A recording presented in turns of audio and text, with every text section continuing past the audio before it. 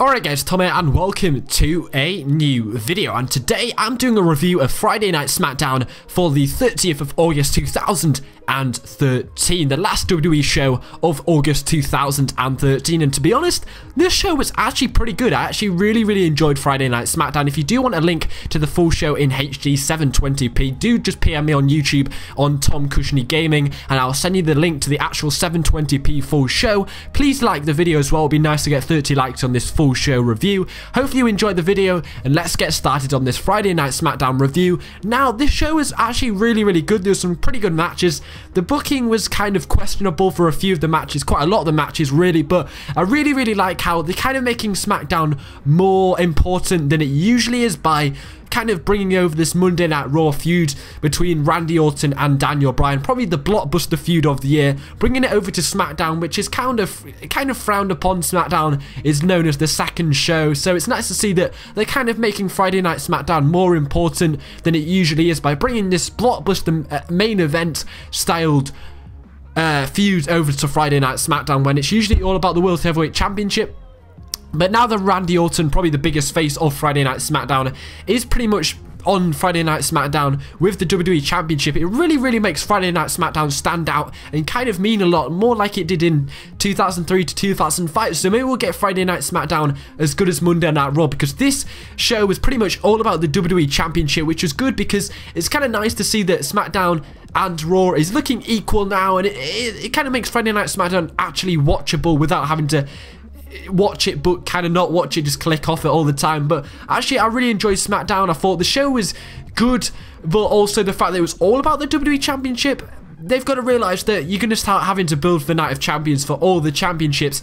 The Night of Champions isn't just about WWE Championship. You've got the World Heavyweight title, which was slightly in there. A teeny weeny 5-minute segment was about the World Heavyweight Championship. You've still got the Divas Championship, which still hasn't been answered for. You've still got the Intercontinental Championship. You've still got the US Championship, the tag team titles.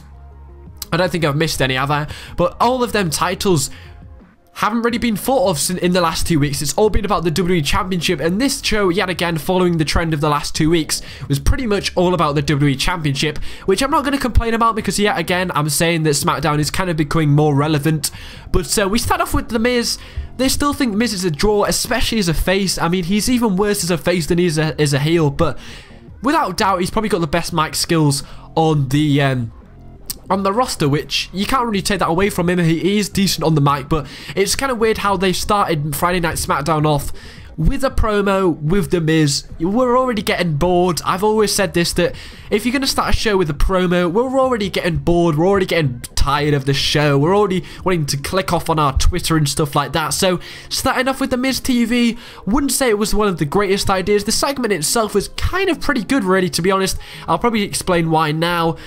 Well, that's what I'm going to do, but basically Big Show and Dolph Ziggler made their way to the ring after The Miz announced that they would be appearing on tonight's show, on The Miz TV show, and to be honest, they did pretty well. Big props to Big Show, I'll talk about that later, but basically The Miz was interviewing the Big Show and Dolph Ziggler and how they felt about how they weren't allowed to express their views on Monday Night Raw because they'd get fired.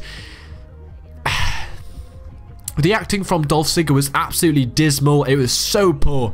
It was terrible acting from Dolph Ziggler. I really did not like the acting from Dolph Ziggler. It wasn't believable at all. Oh, but the Big Show, he is pretty good. He's a pretty good actor. I've got to give him that. He did do very well this show, acting and make it kind of believable. I really did like Big Show's part in this show, to be honest. And then as soon as Big Show was about to air his views, The Miz gave the mic to Miz. The Miz gave the mic to Big Show, and he was like, "Oh, I can't do this." Then he gave it to Dolph Ziggler, and he's like, "Oh, just let Show do it." And then Big Show was just about to say something, and then he just backed off a bit. Miz was about to say something finally, and then Triple H came out, and he pretty much announced a match where Miz was in his ring attire for some unknown strange reason. They kind of played it off as if, I don't know if anybody's going to attack me, but he had his ring attire on. How appropriate. So he had a match with, basically Triple H announced a match with Randy Orton versus The Miz. Dolph Ziggler, another rematch between The Shield and Dolph Ziggler on a 3-on-1 handicap match, and Big Show was out. It was basically had to watch the whole show, the whole night, watching everybody get beat down by the Shield or Randy Orton or Triple H. He had to watch a front row seat next to the announce table and Michael Cole and JBL the whole way through the show. Basically, JBL was absolutely hilarious through this show, but big shout out to watch the whole way through the night, and big props to the Big Show. He had to act pretty much for an hour and a half, 2 hours actually of the recordings, and he did really, really well. He managed to put on acting skills the whole way through the show. Absolutely phenomenal for Big Show. It was really, really good, really played well. Basically, they could have chosen anybody that could have stood up to Triple H, but not really. But they chose Big Show for... Basically, they chose Big Show so they can carry on with that face turn, still working on that baby face so he can basically stand up for the WWE Universe. So it's basically working on that baby face turn. But the problem is, they're trying to make us forget about this ironclad contract. Basically, there was a whole storyline last year that Big Show had an ironclad contract, and basically that means, I keep saying basically, but he can do anything he wants. And since he signed that contract, they can't fire him. He's still in that contract. And they tried to make us forget about this. Triple H said that he wasn't allowed to interfere in any single match or he'd get fired. Are we supposed to forget about this ironclad contract? I don't know what they're doing there. But basically, Big Show was out there to keep his face turned. And we had the match between Randy Orton and The Miz, which personally, I thought this match went on for way too long. This match went on for way too long. I mean, Big Show was doing pretty good with the acting the whole night. He did do some good reactions through the show. The Shield came out. They didn't really do anything throughout the match. They kind of took it kind of distracted. It kind of took the focus of a decent quality match,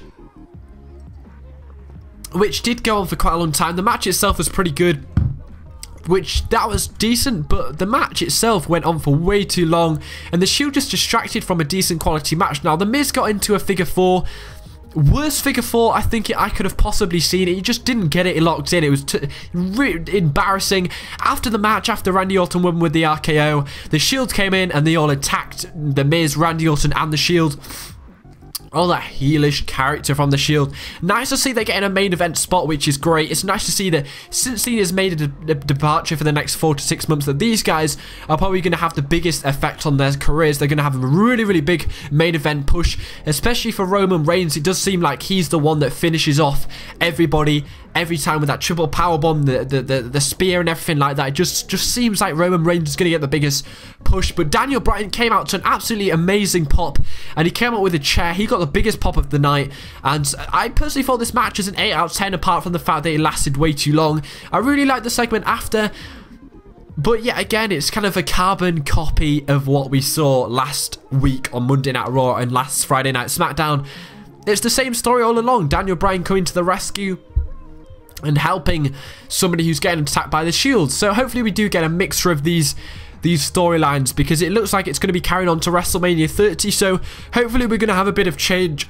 We're not going to get the same old thing. But basically, backstage we had Vicky Guerrero announcing a match between Daniel Bryan and Ryback. Finally, Ryback getting pushed, kind of, with that bullish character. I can't believe the last time he had a match with that heelish character, it must have been like last week or something. He always seems to have the backstage segment.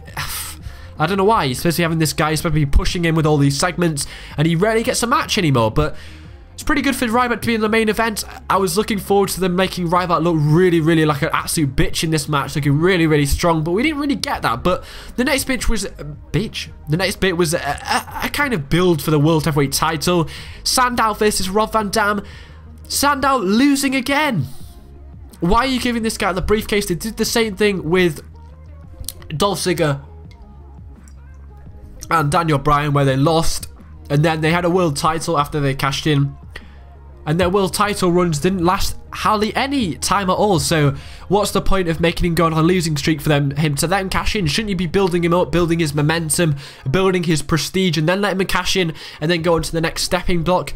Basically, he's going to be so far down when he cashes in, he's just going to go back up to average again. So he lost to Rob Van Dam in a pretty incredible match for Rob Van Dam. It was a really good match, actually. I really like this match. It's pretty entertaining. Probably my favourite match of the night. I really liked it, but why did they have to book Sandow and Rob Van Dam in the same match where both people should be winning on a weekly basis? But Rob Van Dam got a great move where he set Sandow up on the top of the rope with his willy hanging down on the rope, and he basically jumped off to a super kick. It was awesome. The match was quick. A promo from Del Rio after talking about the World Heavyweight title. Slight bill for the World Heavyweight title. Del Rio, he knows how to get heat, but We all know Del Rio's going to win. Can't really get behind any Del Rio feuds at the moment, so hopefully you can have him drop the strap after Night of Champions, because I know he's gonna retain at Night of Champions. So another boring month for Del Rio, basically. But I don't know. This segment was okay. I mean, he always feels like he needs to talk in Spanish. It was probably one of his poorest promos, but he still knows how to get heat, which was okay. Slight build for the world title. It was all about the championship, the WWE Championship. But then we had a 3-on-1 handicap match between Dolph Ziggler and The Shield, and the ending was freaking insane. You had Seth Rollins do a powerbomb, and then the Shield member Roman Reigns getting the spear after Dolph Ziggler was recuperating from that powerbomb. He was bouncing all over the ring going, oh, I got powerbombed. And then he got speared, which is absolutely freaking insane. But it just proves they're already running out of ideas for this huge blockbuster main event feud for the summer until WrestleMania 30, because they're rebooking Dolph Ziggler in the same match he had on Monday Night Raw. It looks like they're running out of ideas, which isn't great for a feud that's supposed to last quite a lot of months. So the match itself was pretty good. It was actually pretty entertaining. Sorry Dolph, but it was pretty entertaining. I'll probably give it a 9 out of 10. I really like the Shield. I like Dolph Ziggler as well. Settles the hell out of any move. The match itself was good. Still Big Show working on that babyface turn by showing reactions through the match. They're running out of ideas. But then we had a promo from Paul Heyman and Curtis Axel. They actually let Curtis Axel go on the mic, and it was basically just a recap of what we had on Monday Night Raw, where Paul Heyman and Curtis Axel had a kind of beatdown on CM Punk. Personally, I saw it again on Friday Night SmackDown. They showed a recap, and I actually kind of underestimated how good it was after I'd seen it, if that makes sense. And then rewatching it, I just actually realized how good of an actual segment that was. It was actually really, really brutal, but actually really powerful on the mind. It was actually really, really good segment. So Paul Heyman just said that he was God, and the CM Punk reign of 434 days was him and CM Punk, and not just Paul Heyman. Not just CM Punk, but actually Paul Heyman wasn't the manager of CM Punk that whole reign. He was only the manager for like half of the reign, so that was kind of weird. But Curtis Axel, don't let yourself on the mic again. It was absolutely terrible. But Paul Heyman, absolutely powerful on the mic again, and just cut a really good promo. And I really respected that segment. It was really, really good. I don't know if it was Paul Heyman's idea or whatever, but Curtis Axel and Paul Heyman did put on a really, really good segment on Monday Night Raw. Rewatching that, I actually realized how good of a segment that actually was. So I just like to put that out there. But then we had a match between the Wyatt family and Brodus Clay and Sweet Tea. So it just proves they're running out of ideas for the Wyatt family again, because this is the third time we've seen the Wyatt family tag team on Friday Night SmackDown, and it's the third time we've seen them go up against Sweet Tea and Brodus Clay. They're running out of ideas for the Wyatt family, who quite possibly had the best debut ever in the PG era. They probably had the most hyped debut in the WWE ever. They had the longest wait for a debut ever. They're putting them up against the match between Sweet Tea and Brodus Clay, and they're running out of ideas. They're pretty much running out of ideas for the Wyatt family. Just proves how bad the tag team division is. But whatever. I mean, I actually think the Wyatt family put on a decent match. I mean, they're brutal. They're not exactly wrestlers, but they put on an okay, decent, damn, that was pretty fast-paced, good match. But at the end of the day, they've run out of ideas for them. And what, we're already 2 months into their debut? Whatever. Anyway, the next match was Daniel Bryan and Ryback in a singles match for the main event. Now, personally, I got freaking bored of this match. I mean, it was pretty obvious what was going to happen. I mean, they should have made Ryback look much better than he did. It was pretty much just Daniel Bryan having a match against Ryback, who was mid-par.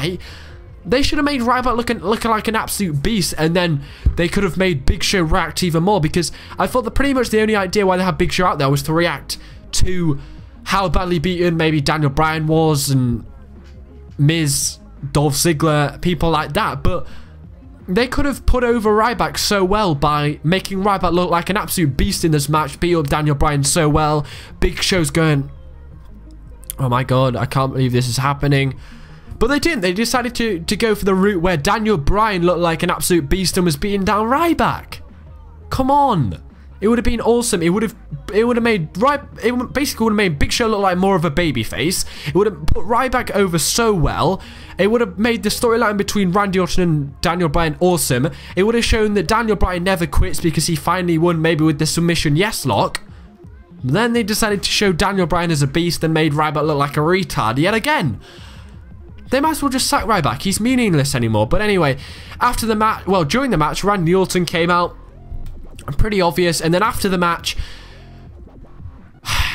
Daniel Bryan got beat up by the Shield and Randy Orton. Another carbon copy of what happened on Monday Night Raw. And last week on Monday Night Raw, Big Show got in the ring. Of course, has the ironclad contract, but got bullied out the ring by Triple H because he said he'd fire him if he didn't. So he walked off crying. And basically, Randy Orton and the Shield beat up Daniel Bryan, and he got sprayed painted no on his chest. The segment was okay. It was obviously a remake of the NWO when they spray painted on. I can't believe who it was. I can't remember who it was. But it was a remake of that, and it was actually kind of original, considering we haven't seen that since WCW, but it was pretty good. I mean, it was a carbon copy of what we saw on Monday Night Raw, and there wasn't hardly any build for other titles except for the teeny-weeny bit about the World Heavyweight title. But apart from that, the show was pretty good. The match quality was okay. I liked the final segment. I like how it ended on Daniel Bryan. And Daniel Bryan's main evented the last month of Friday Night SmackDown. So that's pretty much my review. Hopefully you've enjoyed this video, guys. Thanks for watching. Take care. Spike. Yeah.